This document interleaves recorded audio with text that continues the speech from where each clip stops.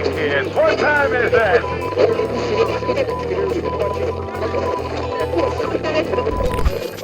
Hey, it's Edson with GeekTime TV. Some exciting news.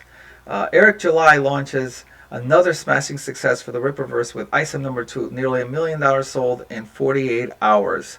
Exciting comic book news here. Eric July releasing his second comic book to great success. I remember last year he released his first comic book with an incredible 3.7 million in sales, and he's following that up with ISOM number 2 here, and it looks like in the first 48 hours it sold nearly. I'm sure that it's much higher now. Some days later. This was available starting June 12th, morning of June 12th, and now it's been a little bit less than a week, and I'm sure he's already well over $1 million. We'll check that out. But this is just fantastic news for Eric July and for all comic book fans. Last year, Eric July made history with the launch of comic ISOM number 1, which not only made over 3.7 million in sales, with more pre-orders than most Marvel and DC comics sell, but the campaign also drew media attention from the likes of Glenn Beck and Fox News. This is an incredible achievement by Eric July and his team because he doesn't have the resources that Marvel and DC Comics does. He put just his own personal financial resources into it. He's doing all the aspects of not just the writing, but all the distribution, all with his own resources. And to get this much success, to beat out most of Marvel and DC comics, it's just an incredible story. Here's Eric July here. July's detractors and fans have both been wondering whether the second installment in the new superhero universe dubbed Rippaverse would be as successful. After the first 48 hours, which raised nearly $1 million, we have an answer. Rippaverse fans are here to stay. Maybe even more astounding is that ISOM number 2's campaign has been plagued by an unresponsive website that has been down at times, which July's team says they are working dutifully on trying to fix. It appears as if there's too much traffic for the website to handle, generated by the excitement of Rippaverse readers. Nevertheless, it still raised $960,000, which I'm sure is higher by now. And I knew it was going to happen. I remember the previous Friday and Friday Night Tights. They were asking Eric, "Now you're all ready for the big wave of interest in this? Is the website going to go down again like it did with ISOM number 1?" And he's like, "Yeah." He assured everybody, "Yep, we upgraded our network. We're ready for it." But there's nothing you can do to really prevent that initial surge. That as soon as it came online, there's going to be way too much traffic no matter what. Right in the first couple hours, and there was nothing you could do, I don't think, to prevent that. It's just too much interest, and it just shows you just how much interest there is in his product.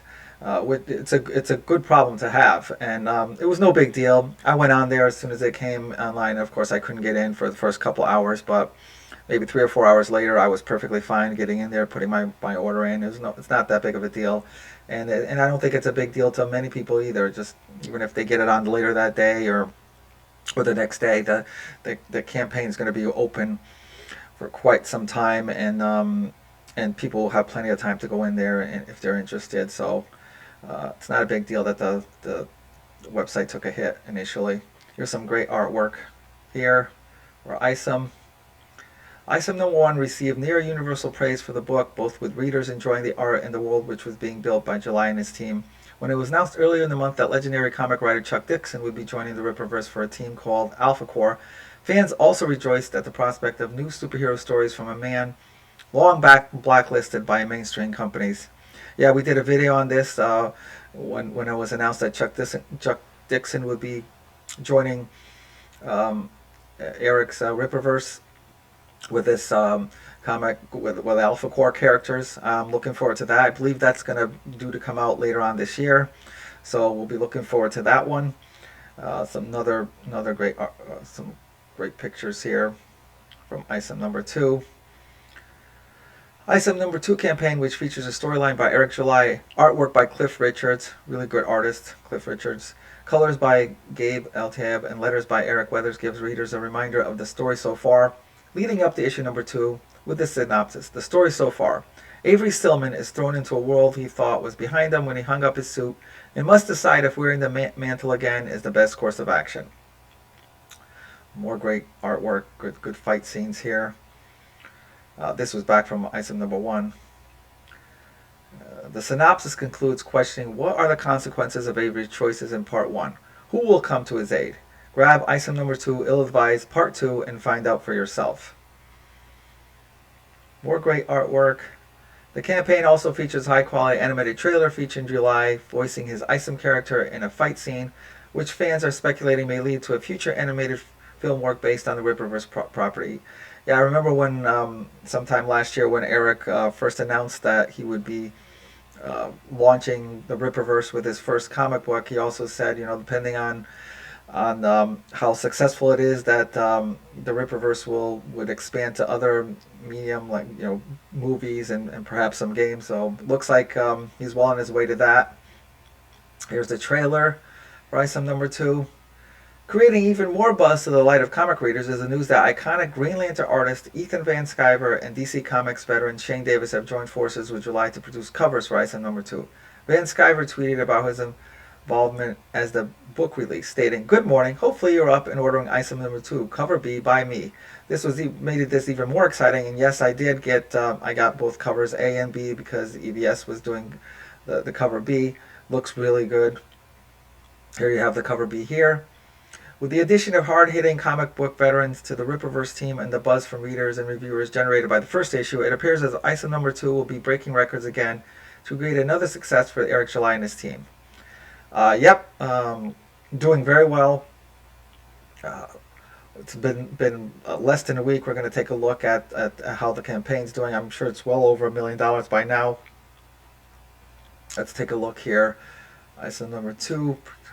Here's the campaign numbers. So we're right now it's like 4 or 5 days into it, not even a week, and here it is. Here's the total sales so far: 1,342,000, almost 1,344,000. This is incredible, and this has got still a lot more to go. This is going to be open. This campaign is going to be open until August 27th, for roughly 3 months. So it's just going to go up from here as people keep looking and more interest is generated.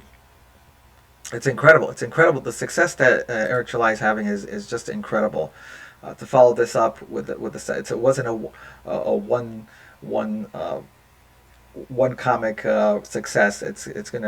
He's following this up with his second comic, and there's going to be, like I said, Alpha Core I believe will be later this year, and there's going to be a Yara.